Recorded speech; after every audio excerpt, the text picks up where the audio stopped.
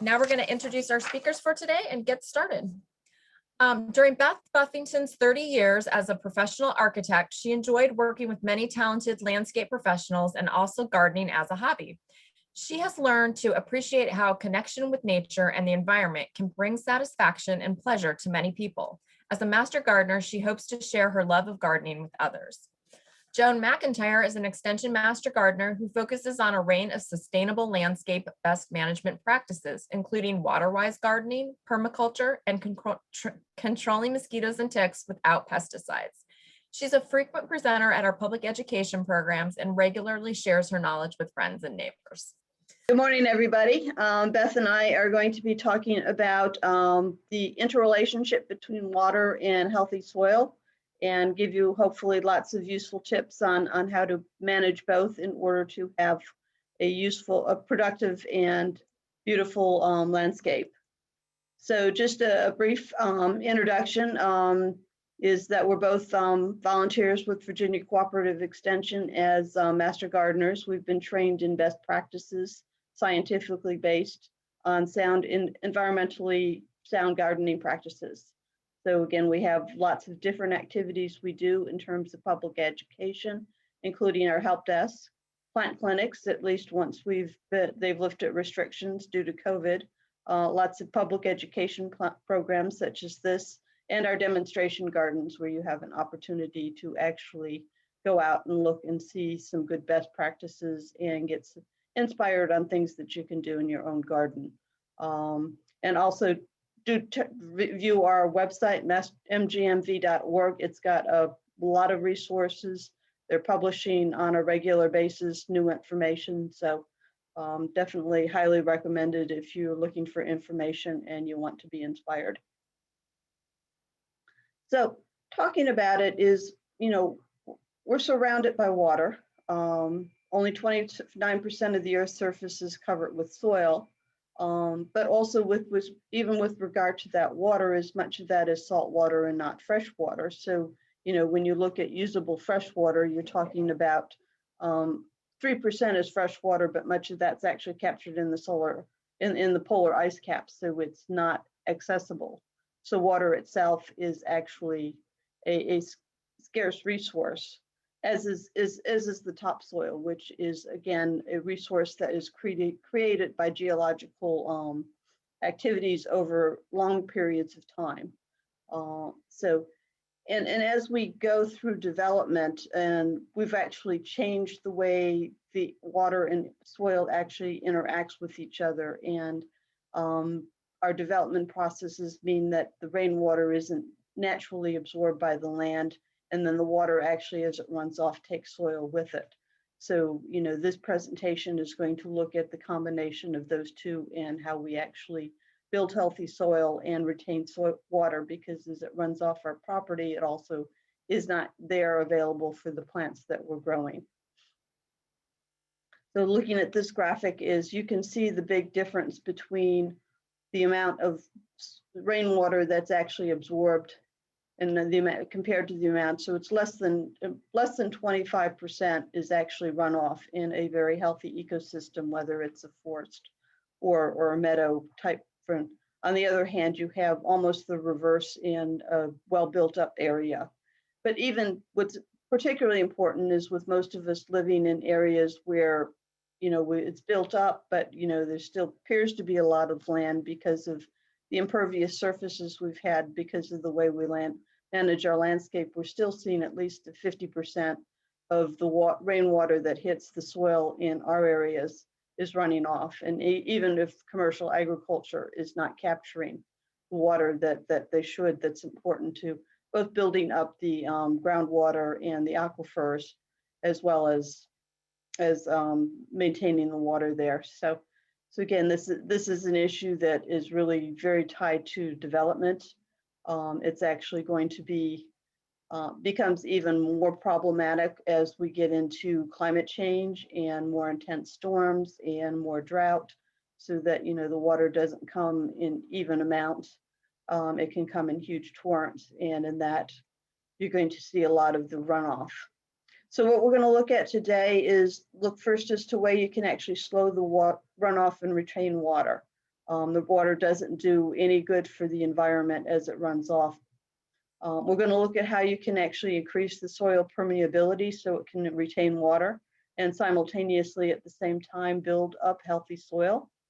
We'll deal with problem soils and also then look at how we can use plants to protect and improve the soil and accommodate rainfall and wet soils, dry soils. So using plants as a basic way of creating landscapes that work with the amount of water we have. And then finally, looking at other ways that we can limit erosion and preserve the soil. So we're starting out with the slowing the runoff and retaining water. So again, the first step in this is actually to start looking at what you're actually seeing within your own property. And if you can, have a simple graphic of what your property looks like. So you can lay out, where do you have areas of compacted soil? Where do you see areas of erosion? Is there areas that you are often wet? An exposed brat, what's your soil like? What's the exposed rock? You should do a soil test. You should always be doing a soil test before you do, and do it regularly so you know what exactly it is that you're working with, and where the soil changes and difference. So again, your yard is going to have different areas, different microclimates in a sense, and how, kind of water is handled. So one of the key things here is evaluating where your actually water is coming from and where it's going. Where are your downspouts? What's the topography of your yard? I know in my yard, I'm kind of on the top of a hill, so in the back it goes down. It's not a steep hill, but it's gradual. But it's not just that; it actually goes to an angle. So I've got one corner at the back of the yard that is almost perpetually wet, or certainly holds water a lot longer, while on the other side, opposite of that, it actually tends to stay pretty dry. So just knowing, the flows and what that does in terms of where the water is going. Where's there areas that water is standing, indicating that you might have some poor drainage. And then where does it go? Ideally, you want the property to go, although much landscapes and property has been designed to actually quickly funnel out water, say, coming out of from your downspouts and that to the streets and into the stormwater system. So it's deliberately designed to actually take it away from your property, rather than actually looking for where it's going. Consider things like wind directions. If the wind is coming in an area, particularly on a slope, it's actually going to dry things out a lot quicker. Where do you have impervious surfaces? That's not going to absorb the water and it will just run off. So that should give you a good understanding of what you're looking with. And certainly I expect many people have yards where they actually see in heavy storms serious issues. For example, a sloping yard with patios just actually contributes to things like compaction of soil and washed out soil. Similarly, you can actually, especially when you're dealing with steeper slopes, is in water coming in, say, off of the street, or often these days it's water coming from other people's property, is you can get this issue of erosion of soil. So, these are very visible ways of seeing what some of the water issues that you're dealing with. And of course, as this water goes out, you've got a resource that you're losing access to, but at the same time, it's also going to be carrying out the soil. It's going to be carrying out the nutrients that's with it, as well as any pollutants that may be in your soil, oils, metals, fertilizers, and that goes into our streams, which and ultimately in our area being in the Chesapeake Bay watershed, it will ultimately go into the Chesapeake Bay. And the sediment and the nutrients and the other things that go with it decrease the water quality, the water clarity, and actually and damages the streams in their ability to support life. So you often hear of dead zones in the Chesapeake Bay and the Gulf of Mexico. It's because of all this type of water runoff. So again, we're losing a valuable resource, both in terms of our soil and the water that we can capture, but at the same time, all of that is contributing to eroding the natural environment around us. and what we rely on for being a strong environment. So there's some ways that you can deal with that in terms of actually capturing and slowing the water. I'm going to go over this fairly briefly with not a whole lot of details and give you some resources, and there's resources in your handout that will go into greater detail. But there are a number of things that you can deal with serious runoff issues. So rain barrels, that's a fairly simple thing, is putting them underneath the downspouts to capture the water, which actually then gives you a source of non-municipal water that you can use to help water your plants as well. Usually the rain barrels can vary considerably in sizes from maybe 60 gallons to several hundred gallons as a cistern. And you can get quite complex, or they can be quite simple. Some of the basic elements are having a overflow pipe. So once it gets filled, there's a place for the water to actually go. You can also put a diverter that will divert some of the first part of, when an early rain comes in, is that's where it's going to be the dirtiest water. So a diverter will take that and kind of drive that off before it starts filling up the rain barrel. You can take multiple barrels together. Again, it's kind of thinking about what the size is of your rooftop. Generally, for 1 inch of rain for 1,000 square feet is about 600 gallons. So you can kind of assess, what you would need to capture some, but at least capturing some of the water, even not all of it. A good rain barrel is actually going to have a screening and covering, a very fine mesh, so that it keeps out particularly mosquitoes, so that they're not breeding in the water.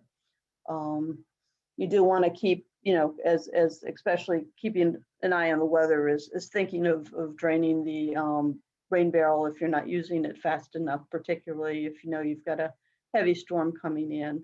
You might need to, for some rain barrels, it's useful to actually drain them in the winter, and then with mine, I just kind of drain it and then leave it open during the winter, so it's not going to freeze over. And then you really don't have much need for the water. But again, when you can look for ways of how to drain off the water so it goes to where you need it. So there's a lot of things you can do, but it's a good way of just capturing that water that's on top of it, that's hitting the roof. Another thing is using swales. You can think of this as a small stream bed. It's usually only an indentation of about 6 inches. And you can actually then direct the soil. It's kind of like thinking of it as a small temporary stream. And actually these can be completely vegetated, so you might not even notice them in the landscape, kind of running them often in the contours of the slope. So again, it's capturing, it's slowing the water, it gives it time to percolate into the soil. And you can also use it to direct the water to where it's going to be perhaps most useful, or you can do capture it and use it for other things. So one thing is often is directing water towards a rain garden, and that is a indentation. It's basically thinking of it as a small holding pond, where it can capture water coming off your house, coming down the slope. Usually it goes, a rain garden usually goes about 1 foot down, and then often depending on the drainage of the soil, you need to actually amend the soil underneath it in order to improve the drainage. That's then planted with a lot of plants, selecting those, particularly those in the ponding area that can handle both very, very wet weather, but at times, because this is only temporary, might be periods of dry weather as well. But again, it can be an extremely attractive landscaping technique that, and in this case, this is up in, I think, Minnesota, but the city actually was paying for people to take in stormwater from the streets, and that actually reduced by about 90% the sediment runoff into the county. So these things really work. They're very attractive. So again, and it's a good way of having something attractive in dealing with the water issues that you have in your property. Similarly, you can use techniques such as terracing that again slows down by kind of leveling off and slowing the water down. Terracing is similar ways that you can do similar things.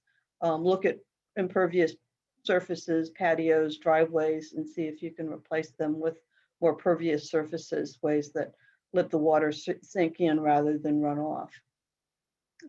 Would mention is that because all of the jurisdictions in our areas are under requirements to reduce the amount of sediment that goes into the Chesapeake Bay, they often offer programs that will help homeowners put in conservation landscaping, replacing impervious surfaces such as driveway with more pervious surfaces.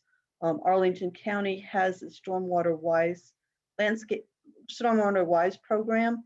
Right now, they're actually not, it's been suspended in terms of supporting homeowners with financial support. Hopefully, once COVID is over and this budget situation returns, that they'll resume this program. But I do recommend actually going to the county site. There's a lot of useful resources in terms of what things that you can do, and also lists of landscapers in the area that has done this type of landscaping work. So, you know, especially where you have extensive problems, it's useful to get a landscaper in. And actually, I've found the staff that works in those areas in Arlington's are very helpful, and will maybe even come out and give you some ideas as to what you can do with your property. So worth checking out. And for Alexandria residents, there's the Virginia Conservation Assistance Program that again will cover costs for improving stormwater management. That program is still active. Again, the program also comes with a lot of useful resources. There's actually a good video. It's on the listed on your handout of a training program that they've done on building rain gardens. But again, you know, much of this requires, you know, a lot of mathematics of figuring out where the drainage is, how much water you're getting, and what size it needs to be. So having a professional in or taking a look at some of those greater details on how to go about doing these things can be very useful. And finally, mention that there is a rain barrel program. You get to make your own rain barrels. They do workshops. They've mostly been canceled this year. And I think last year they got canceled, but where you get to go in, make your own workshop, or make your put the rain barrel together. But you can also purchase pre-made rain barrels. They're made from old pickle barrels. So, you know, kind of encouraging checking out the site and seeing and getting one of those. It's a very good price on getting a rain barrel. If you're creative, you can paint them and have something very attractive. So right now I'll stop for any questions that people might have. Okay, Joan, thank you. That was nice. Yeah, there are a bunch of questions, some of which I know you're going to address later. But let me just start with, can you tell people what an aqua blocks or a rain pillow is? They're similar to rain barrels. They can actually be built underground or in, but you know, but basically they'll hold water and then you'll pull them out for use for watering and landscaping. Some of the, you know, fairly elaborate cisterns type approach, you can actually put in pumps and use it to water your landscape. Those types of systems are commercially available. If you look online, you'll see because the larger, more complex systems are used extensively under parking lots or under athletic fields, for instance, and retain a great deal of water, which can be reused as sprinkler water. Thanks, Beth. Do you want to answer the rest until we get Joan back? I will do my best until we get Joan back. Okay. Can you do you put mesh over rain barrels or? Well, you want to keep the mosquitoes out. And so, I mean, no one likes mosquitoes. I mean, except probably bats and some birds, but I personally don't care for them. You want to keep the mosquitoes from breeding in your rain barrel. Okay. There was a question about whether the water that comes off your roof and into your rain barrel is able to be used in a vegetable garden if you have a shingle roof, for instance? I think it's usually fine. I mean, you get a little pollution in the rainwater, the flow off. That's why Joan was saying some people divert the first flow of water because a little air pollution builds up on the roof. The rest, any other pieces that would come off the roof would be inert and would tend to fall to the bottom of the rain barrel. I don't think they would be a problem, but people, yes, routinely use rain barrel water. Would you try to amend the soil of a rain garden? And if you did, what would you use? Well, putting in a rain garden, we're going to talk a little bit about this later. It's not really in depth in this presentation. But yes, you do have to create the right soil environment. It's layers of, you're creating like a planter. You might think about that as a planter, which is then planted. And it may have or it may just, the plants may just be able to tolerate the moist soil, and then the plants themselves, take up the water and aspirate it into the air. So that's one of the strengths of planting wet, being able to plant wet areas to get the right plant material into a rain garden. Okay, thank you. There have been a lot of questions about plantings for the rain garden, et cetera, but I know you're going to address those We're gonna later, talk so we'll about skip those. those. I don't recommend that, whenever you look up, if you all don't know about Plant Nova natives,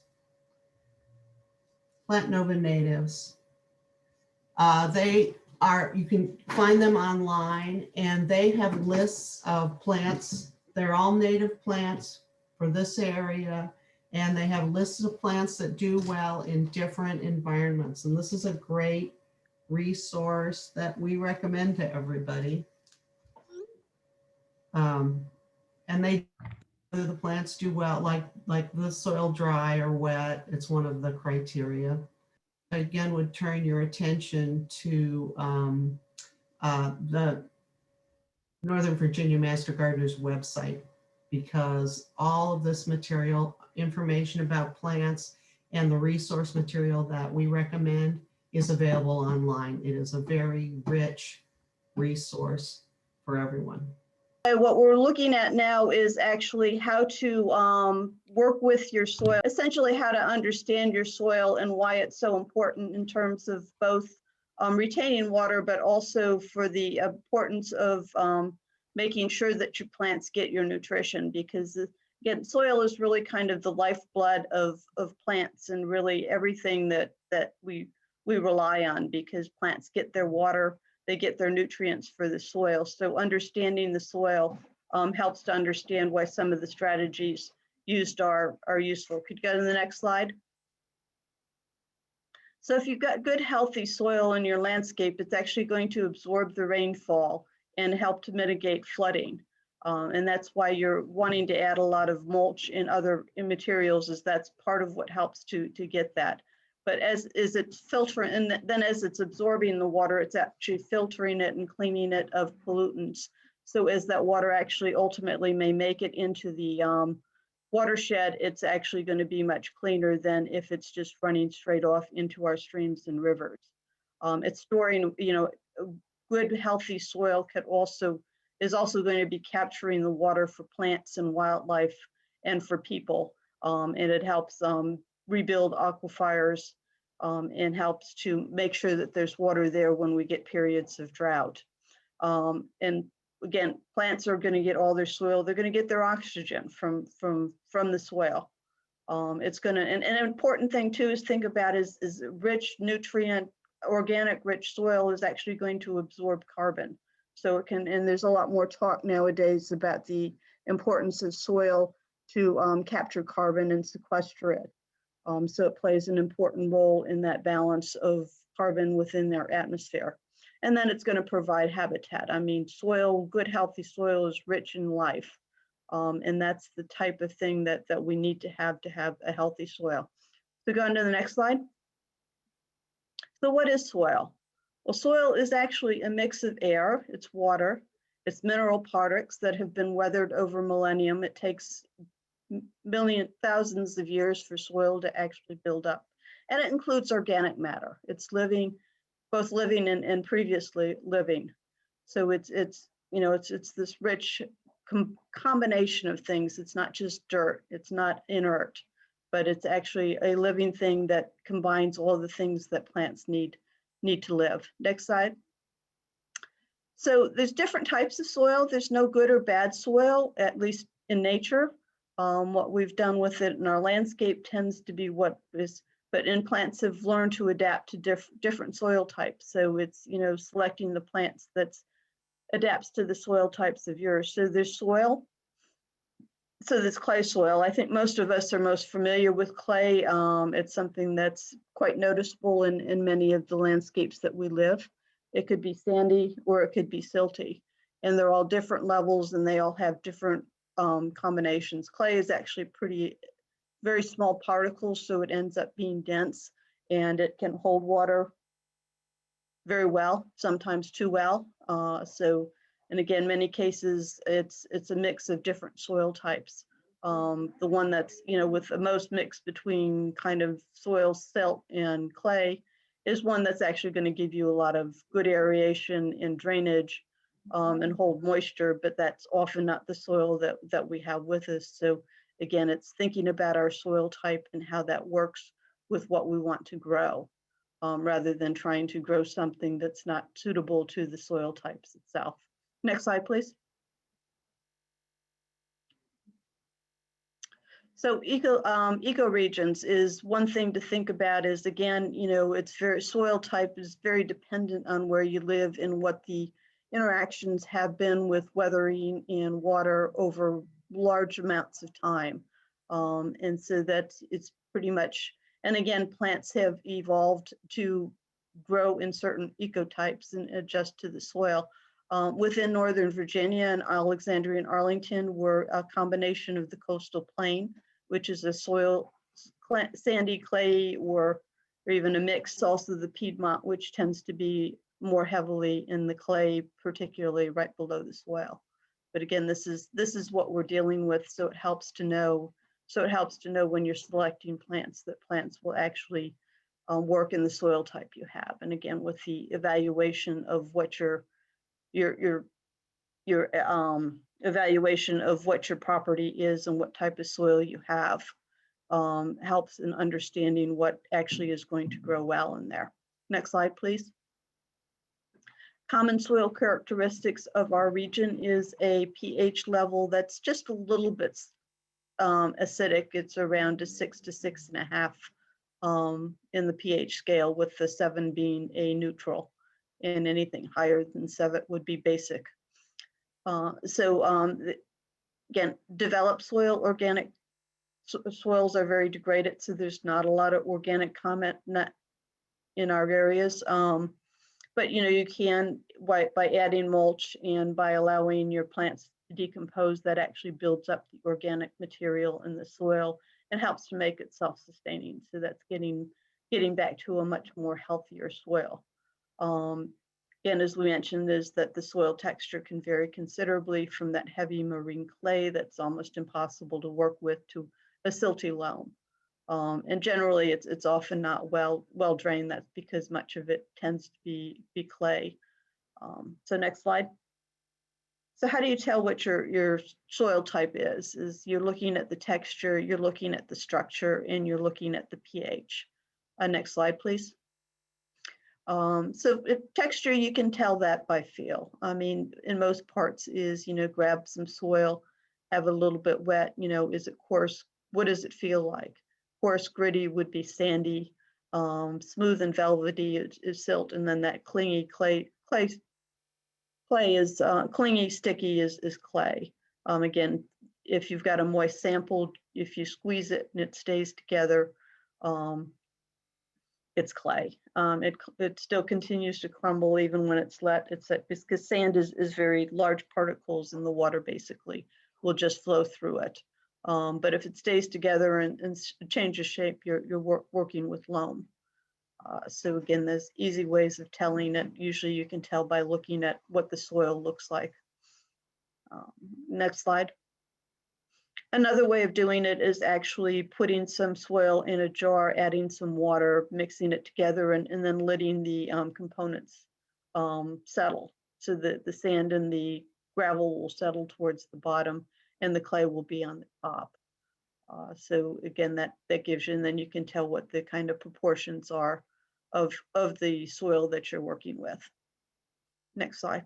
And then another thing is soil structure, and it's on the left-hand side is what we're seeing is fairly clumpy aggregates that stick together in a healthy soil. It allows enough space for air and water, but not enough spaces in sandy soil that's going to just actually let the water run right through.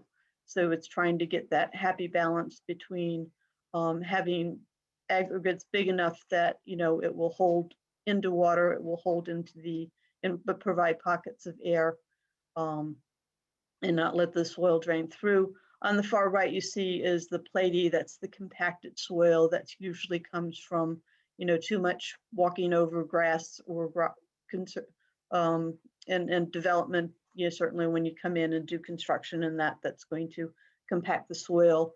Heavy runoff over water also compacts the soil, and basically it's pressing out those spaces that are needed to hold water and air, and then it becomes one that's very difficult to grow anything. Next slide. So then you want to think about having a soil sample. That's very important of knowing what the nutrition and mineral content of your soil is.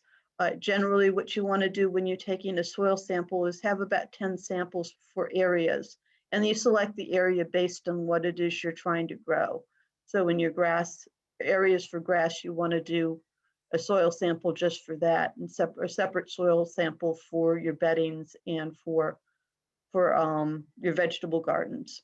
And then different plant areas of what you're trying to go, you might want to do separately. And if you think a problematic area, you might want to separate that separately to get a sense of what might be a particular problem that causes a particular area where you're having trouble growing things. Next slide. So doing a soil sample is what you want to do is dig out your samples with a trowel or a soil is I'm just going to dig down several inches, 5 or 6 inches. I probably want to go ahead and get rid of the very top part, which is mostly going to be any of your organic material, so that you're getting pretty straight soil. Next slide.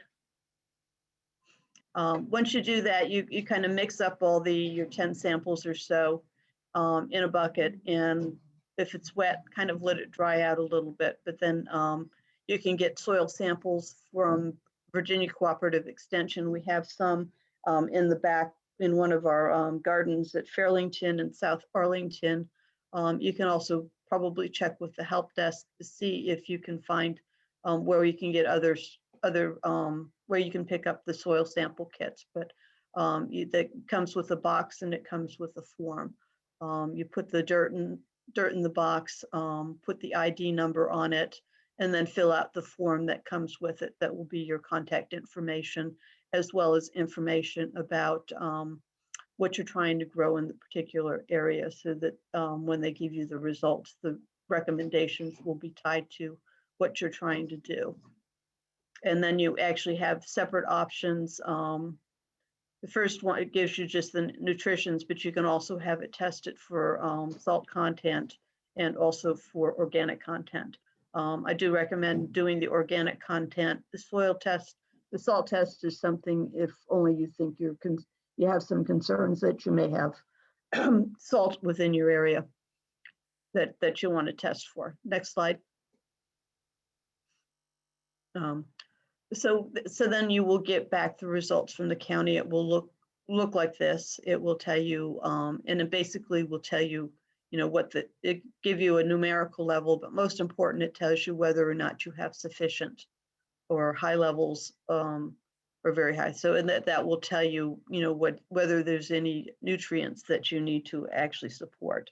Now, it isn't testing for nitrogen, which is too mobile in the soil, so it changes constantly. So So that's something you have to think about separately.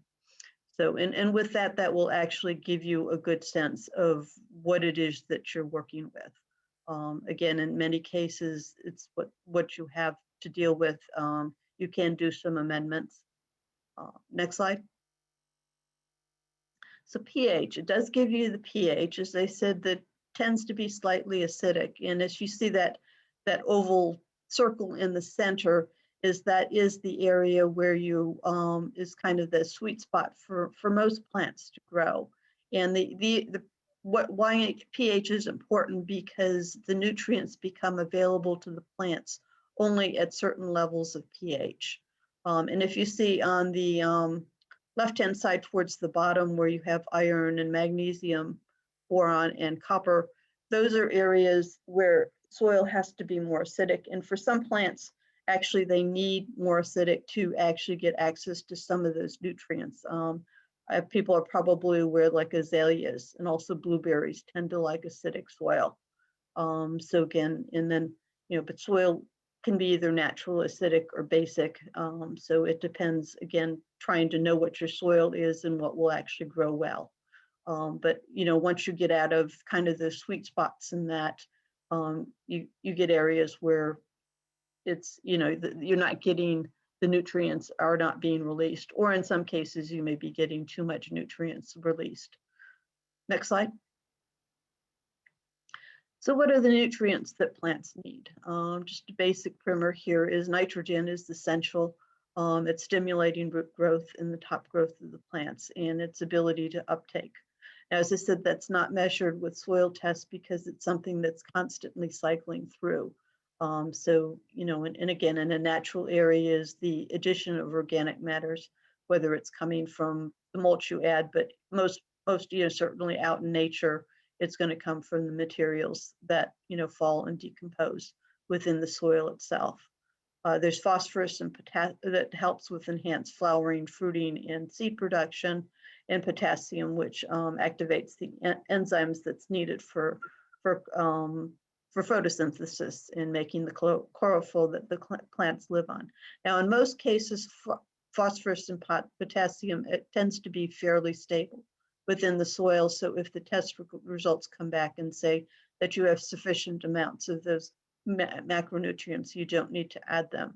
And for phosphorus, that because it's such a serious problem with degrading our waterways, is that you actually have to have a soil sample if you need a fertilizer that includes phosphorus for lawns and that. So that's, it's again, putting in more isn't necessarily better. It's just going to lead to runoff. So again, why spend the money and effort for something that's not needed and that's not really going to contribute to the growth of your plants?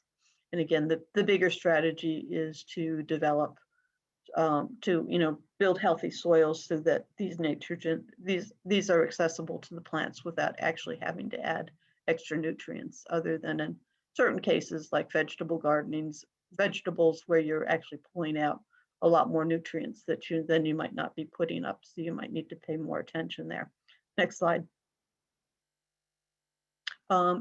Plants itself, soil is healthy because of the interaction with the plants in itself. And it's actually, just the plants and the life that's within the soil. So, root systems can go quite deep. And that actually helps create passageways and loosens the soil. And also the plants themselves are excreting sugars in that attract some of the microbial life into the soil in order to make accessible the nutrients that are in the soil, the relationship. And I just pointed out on the far left, you see where it's circled, that's actually grass. And grass tends to have very shallow roots. So it can't get down. It's not going to be very drought resistant. And it's also not going to do much in terms of improving the overall health of the soil. Where in some cases, particularly the native plants that we promote, is the root systems can go down quite deep, where they can access more of the nutrients that are within the soil. Next slide, please. So then garden soil, I mean, it's teeming with life. It's actually really fascinating. And so, just 1 teaspoon, I mean, 1 billion bacteria, including the rhizobia, which is actually helps convert nitrogen into ammonia, which the plants need. Some plants are particularly good at doing that. I think people are familiar with beans and peas in the legume family are nitrogen fixers. So they, attract this bacteria that actually pulls out the nitrogen. But there's a lot of other plants that are also those nitrogen fixers so that they will, more easily pull out the nitrogen, make it available for the plants and also the plants around them. And then there's the fungi, that really, are little threads of fungal growth that attach to the roots and also help take up the nutrients that are in the soil. And they actually, the lot of research showing that these fungi actually are a huge network under the soil and allows the plants and trees to actually communicate with each other. So let them know when there's a threat there that they have to take action for. So it's such a crucial part of what makes plants grow.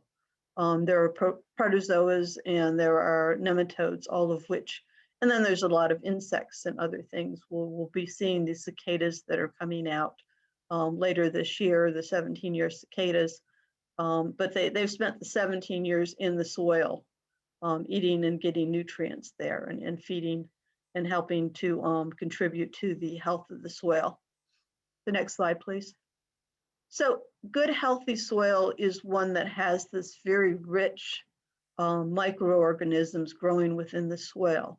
Those microorganisms is what takes the organic matter that comes from the leaf litter and other organic matter that's in the soil and breaks it down and makes it available to the plants. The plants can't directly take the nutrients that are there, and they hold the nutrients. They can actually degrade pollutants as well, and they improve the overall structure and soil of the water by constantly moving. Again, they have this areas of keeping the soil fresh. Many of them actually help in suppressing diseases, and it contributes to overall biodiversity. There's probably as much or more biodiversity under the soil than what we actually see above the soil. And it's crucial for healthy soil. It's crucial for life on Earth.